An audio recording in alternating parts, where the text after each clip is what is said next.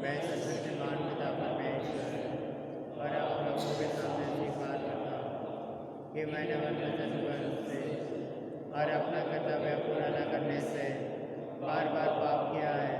मैं अपना दोष स्वीकार करता हूँ, इसलिए मैं धन्यवाद मरियम से सब संतोष रखता हूँ और आप लोगों से हे भाई विनती करता हूँ कि आप मेरे लिए प्रभु यीशु से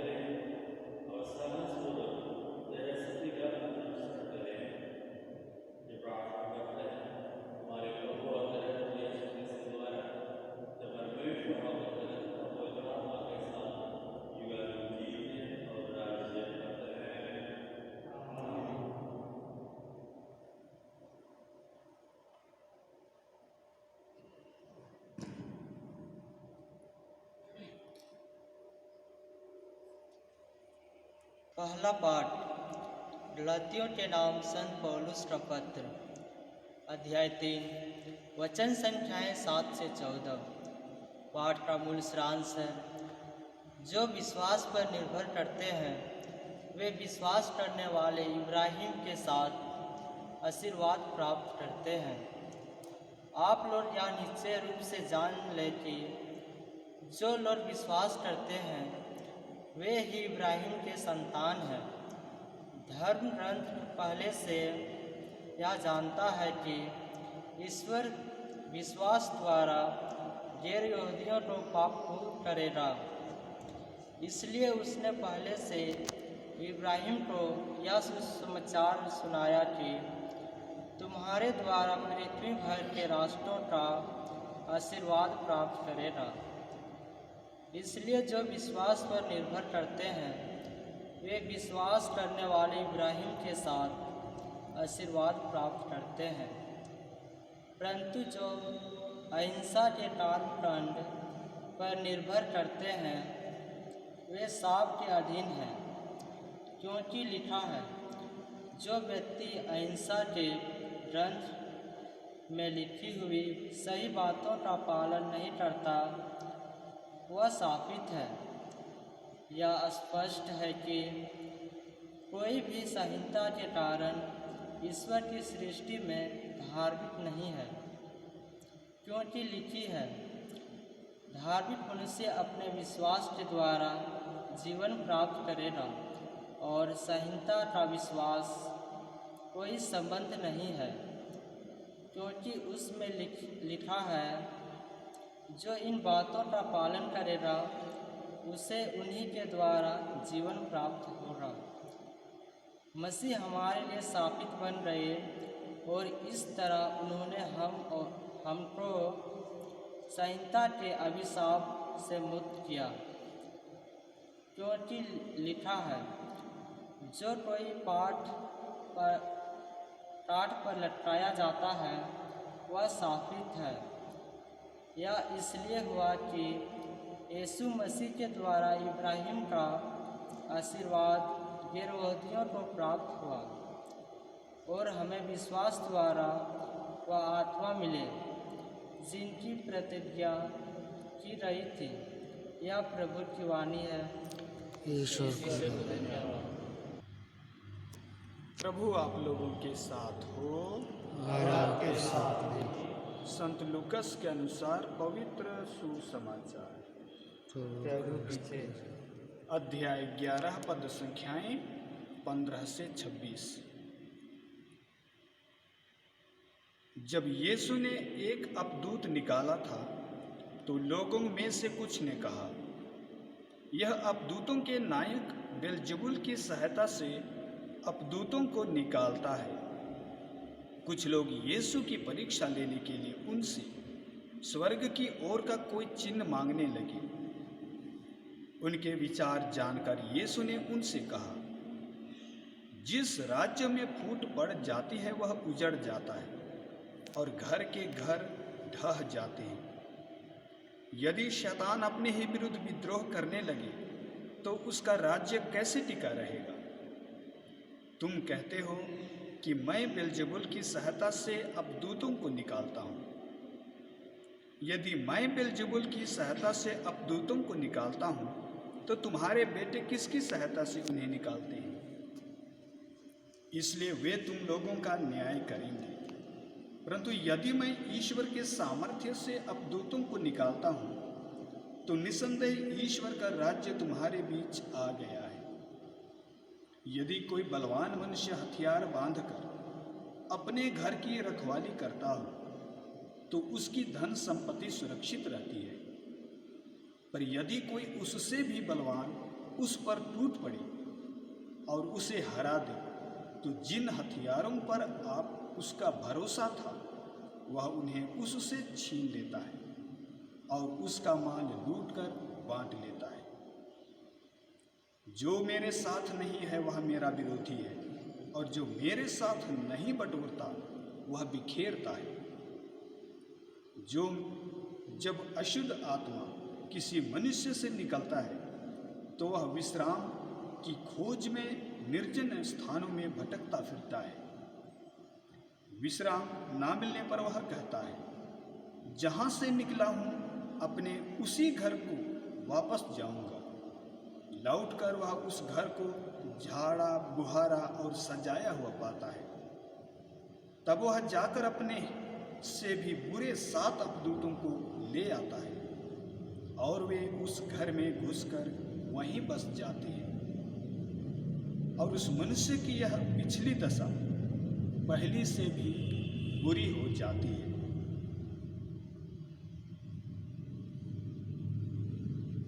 यह प्रभु का पवित्र सुसमाचार है। मेरे भाई बहनों, यहूदियों में से कुछ विशेषकर फरीसी और शास्त्री यीशु को मारने के लिए तैयार नहीं होते हैं जब वे ईश्वर के सुसमाचार का प्रचार करते हैं, और हमेशा वे इताक में लगे रहते थे यीशु को किसी न किसी प्रकार फंसाए। और उसी क्रम में आज के सुसमाचार हम लोगों ने सुना, वे कहते हैं यीशु जो अबदूतों को निकाल रहे हैं, अबदूतों के नायक बेलजेबुल की सहायता से ही ये कार्य कर रहे हैं। इस सब के बावजूद यीशु बहुत क्षमा के साथ, सहनशीलता के साथ उनको समझाने के लिए कोशिश करते हैं। शैतान बहुत चालाक है। अगर शैतान अपने ही विरुद्ध कार्य करने शुरू करेंगे, उनका राज्य समाप्त हो जाएगा। शैतान कभी वैसे नहीं करेगा। लेकिन वास्तव में क्या हो रहा है? शैतान शक्तिशाली होने के बावजूद, अपने आप को सुरक्षित रखने के लिए हरदम प्रयत्न करने के बावजूद, उनसे भी शक्तिशाली कोई आए हुए हैं और उसी के द्वारा ही उनके राज्य को नष्ट किया जा रहा है, उनको निकाला जा रहा है। और शैतान से अधिक शक्तिशाली कौन है? ईश्वर। तो यीशु ईश्वर की ओर से आए हैं, वही यीशु उनको समझा रहे हैं। ईश्वर की ओर से आए हैं, ईश्वर का ही सुसमाचार सुना रहे हैं। अगर कोई उन पर विश्वास करेंगे और उस विश्वास के अनुसार जिएंगे, उनके वचन को स्वीकार करते हुए, तो वे ईश्वर के राज्य में प्रवेश करेंगे। वही यीशु लोगों को समझा रहे हैं, हम सबों को समझा रहे हैं। ये प्रिय भाई और बहनों, सचमुच यीशु ईश्वर की ओर से आए हैं, ईश्वर का पुत्र हैं। उन्हीं के द्वारा ही हमें मुक्ति मिलेगी। हम प्रार्थना करें कि हमारा विश्वास प्रभु यीशु में दृढ़ बने रहे और इस विश्वास के अनुसार जीवन बिताए, ताकि हम भी मुक्ति के पात्र बन सकें।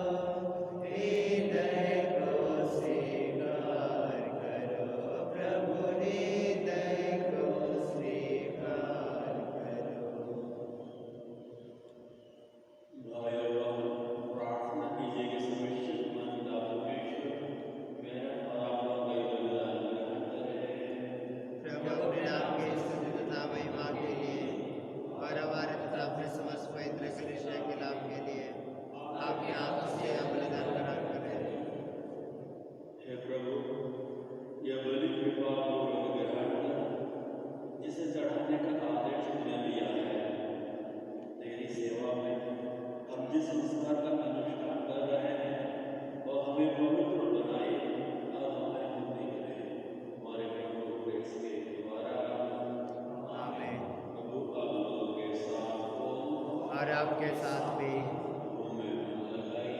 हम प्रभु में मन लगाए हुए हैं। यह उसी तरह आवश्यक है।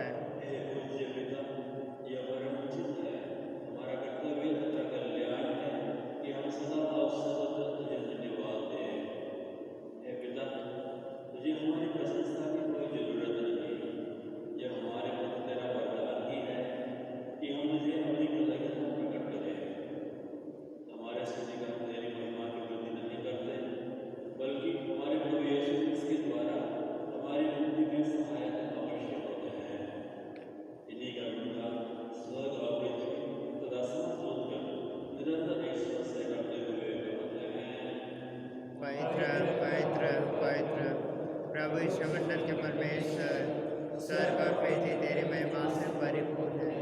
स्वर्ग में प्रभु की जय, धन्य है वे सब प्रभु के नाम पर आते हैं। स्वर्ग में प्रभु की जय।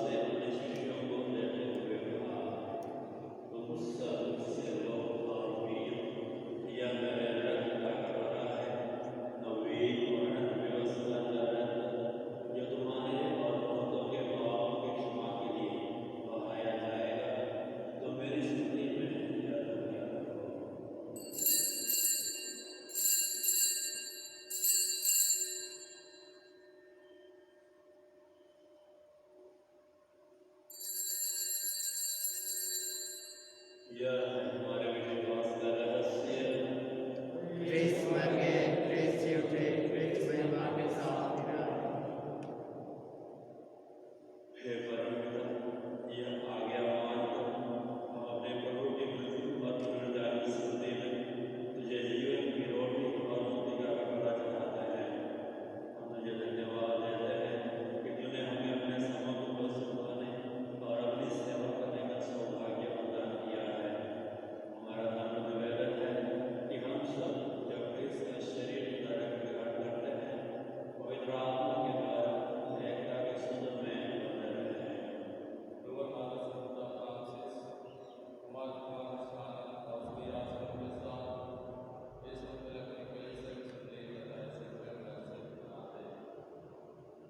प्रभु हमारा उद्धार पुनरुत्थान की आशा में प्रभु से दाखिल है।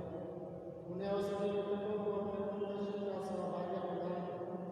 हम सबको व्याधिस्थ कि हम भी मंदिर में सहभागी बने और ईश्वर की माता धन्य कुमारी मरियम, उनके वत्सल जोसेफ, प्रेम सब सबकों के साथ युग युग में तेरे विश्वास और उनके बने रहे।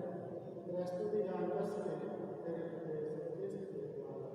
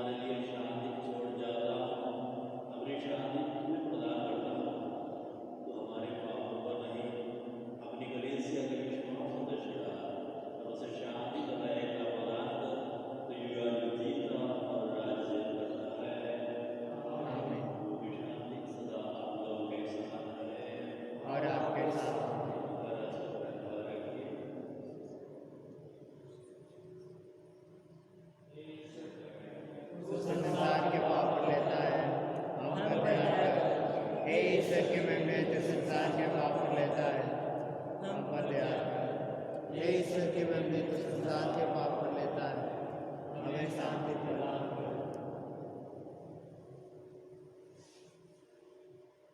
देखिए प्रभु यीशु क्रिस्त ईश्वर का मेमना जो संसार के पाप को लेता है। धन्य है हम जो प्रभु के इस भोज में बुलाए जा रहे हैं। हे प्रभु मैं योग्य नहीं कि आप मेरे यहाँ आए कि देख सकता तुझे और मेरी आत्मा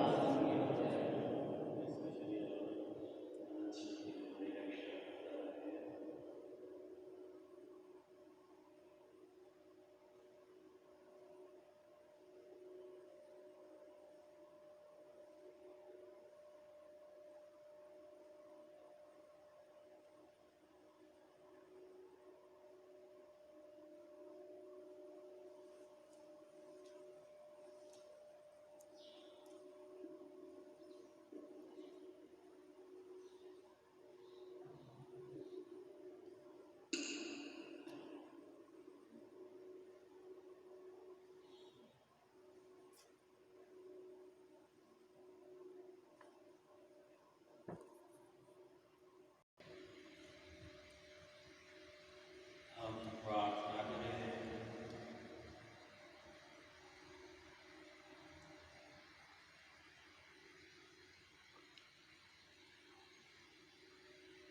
हे सर्वशक्तिमान ईश्वर, यह दिव्य संस्कार हमें तृप्तिकर बल प्रदान करे और हम सबको प्रभु और यीशु के अनुरूप बना दे जिनको हमने ग्रहण किया है।